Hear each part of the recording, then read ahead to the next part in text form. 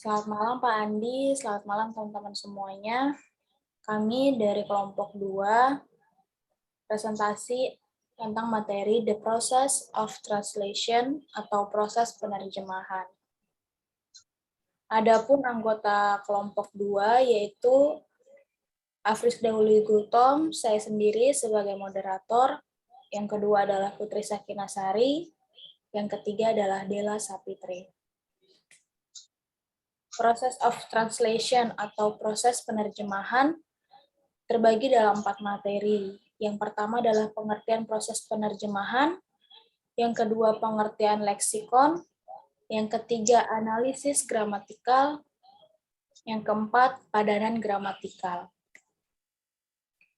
Pengertian proses penerjemahan atau the process of translation, pengertiannya yaitu the process of changing text or words from the source language to another language source used for social life. Translation experts put forward different definitions of translation. Of a number of process experienced by translators, the earliest and most important process is the process of finding the meaning or message of TBS. In an effort to find the meaning of TBS, translators are required to analyze 4 main elements. The 4 main elements of analyzing: the first, understand the meaning of the lexicon used by the author in TBS. Second, understand the sentence structure used. Third, understand the communication situation. And the last, understand the cultural context of TBS. That is the 4 main elements of analyzing. Next, what is the process of translation? Jadi di sini proses translation ini ada SL text. SL text ini ada terbagi dalam 4, ada lexicon, ada grammatical structure, communication situation, and cultural context. Nah, 4 SL text tersebut itu menghasilkan analyzing of meaning.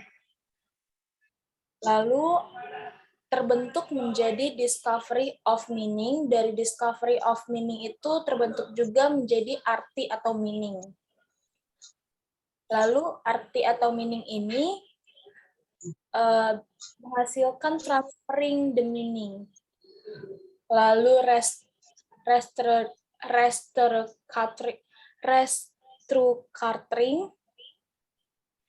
lalu terbagi juga menjadi 4. Ada sama seperti SL text, ada cultural context, grammatical structure, communication situation, lalu lexicon.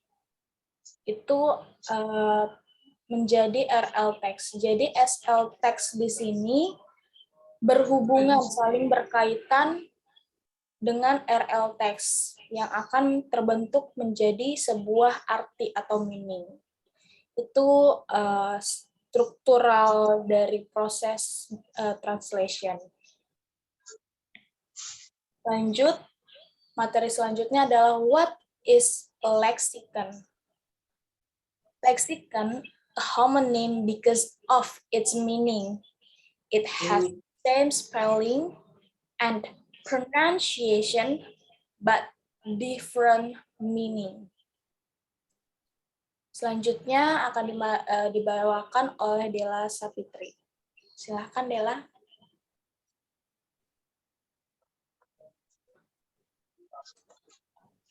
The lexicon in linguistics has the meaning of noun class or noun so that the lexicon can state the name of persons, place, are all things and everything that is objectified. Next,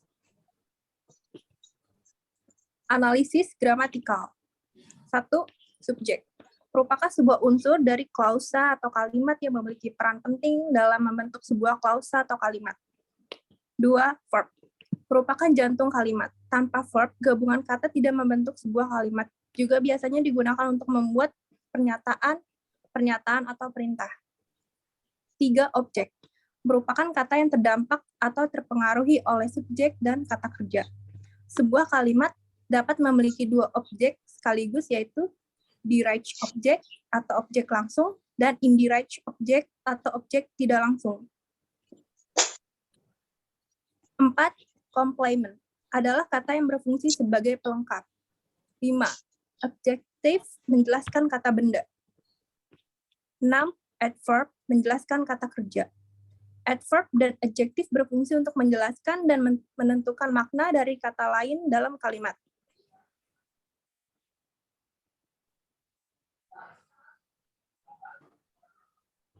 Maaf, Sakina masih di mute. Baik, selanjutnya ada padanan gramatikal.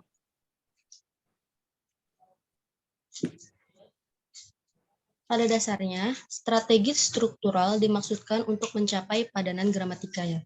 Bila struktur BSU dan BSA sama, maka penerjemahan akan cenderung lebih mudah menerjemahkan teks BSU tersebut ke dalam BSA secara struktural.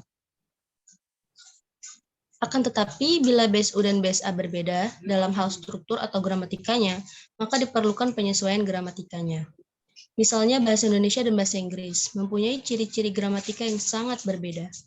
Oleh karena itu, tentunya diperlukan penyesuaian gramatika.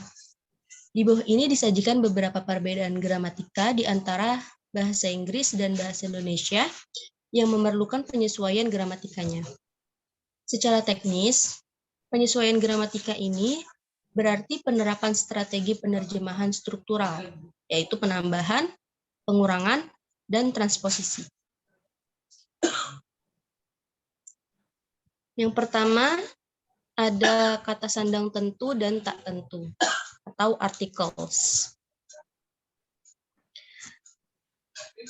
Padanan kata de dalam bahasa Indonesia diartikan sebagainya, itu, ini, tadi, dan tersebut.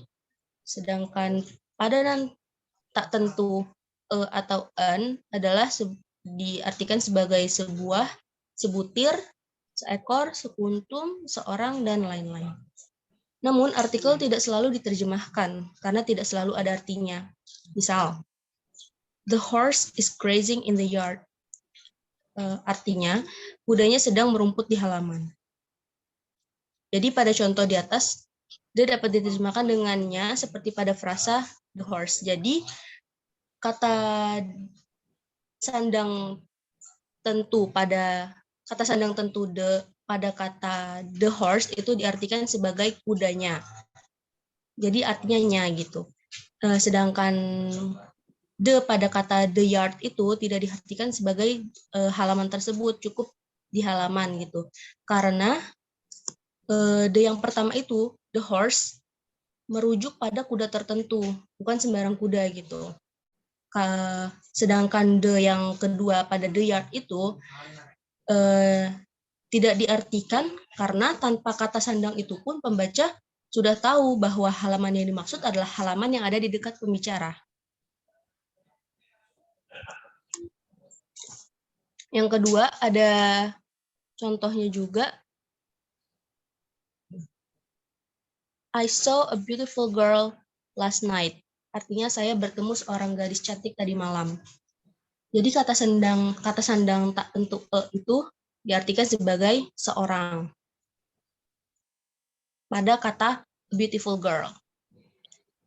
Yang kedua ada contoh what a beautiful girl. Alangkah cantiknya gadis itu. Di sini diartikan juga karena ada merujuk pada, jadi ada dimaksudkan a beautiful girl, gadis itu gitu, a beautiful girl. Jadi dari kata sandang tentu dan tak tentu ini, kata sandang tentu itu kata sandang tentu de itu harus diterjemahkan. Bila tanpa kata de tersebut, makna base-nya atau artinya menjadi hilang.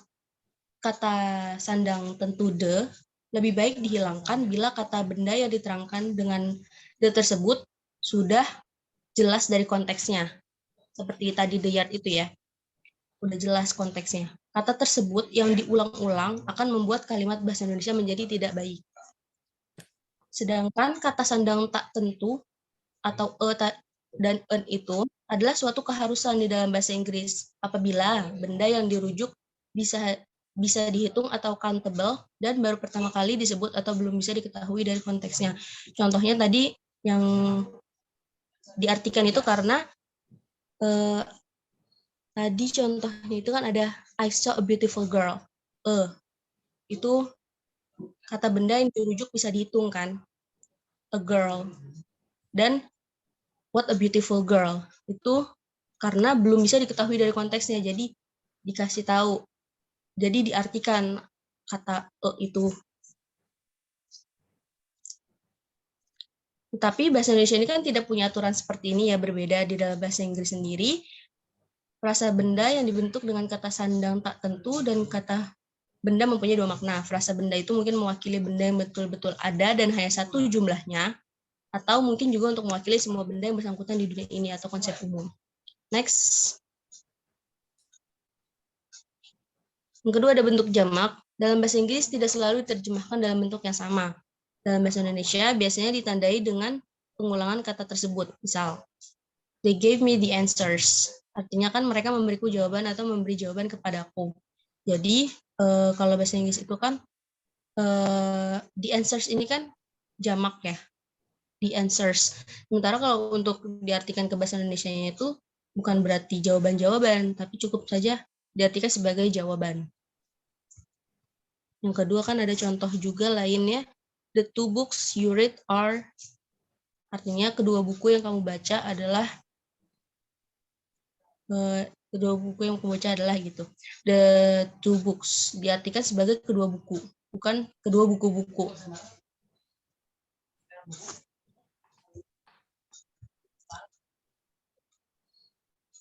Sedangkan untuk kata children diterjemahkan sebagai anak-anak. Jadi bentuk jamak ini di dalam bahasa Inggris tidak selalu harus diterjemahkan menjadi bentuk jamak yang berupa kata ulang. Kata pengulangan di dalam bahasa Indonesia seperti tadi kan, jawaban-jawaban tidak perlu kalau dalam bahasa Inggris. Bahasa Inggris memang mengenal nominal concord atau agreement. Aturan ini mengharuskan bahwa kata benda harus dibuat dalam bentuk jamak apabila ada bilangan atau kata lain yang menyatakan jamak menyertainya. Sedangkan di dalam bahasa Indonesia, bilangan atau kata yang menunjukkan jamak justru tidak boleh diikuti kata yang berarti jamak, nggak perlu yang diulang-ulang gitu. Kecuali tadi contoh lainnya kan ada children yang diartikan dalam bahasa Indonesia itu adalah anak-anak. Ya.